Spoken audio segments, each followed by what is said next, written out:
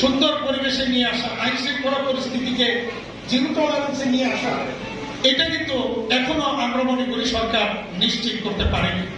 এবং যার কারণে কন্টিনিউয়াসলি আমরা কিন্তু বলে আসছি, বর্তমানে আপনি যদি দেখেন গত 6 মাসে বা গত 1 বছরে অনেকগুলি প্রতিষ্ঠান কিন্তু বন্ধ হয়ে গেছে, আরো প্রতিষ্ঠান বন্ধ হওয়ার মতো অবস্থার পরিস্থিতিতে আছে। কেন আছে আমি বলি, আমি কথাটা সাংবাদিক বন্ধুরা, আপনারা যারা আমার সাথে রেগুলার কথা বলেন, আপনাদের যারা আছে, আমি বলি যে ইন্ডাস্ট্রি বা ব্যবসা বাণিজ্য অনেকগুলি প্রতিষ্ঠানই, ম্যাক্সিমাম প্রতিষ্ঠানই বর্তমানে আইসিইউতে আছে।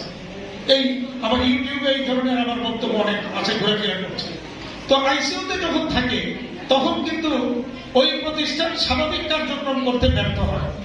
আর কেউ যদি ক্যান্সারে আক্রান্ত হয় তখন কিন্তু সাথে সাথে মরে যায় না, মরতে একটু সময় লাগে। হয়তো দেখা যায় কারো 2 বছর 3 বছর সময় লাগে, কারো 1 বছর 6 মাস সময় লাগে।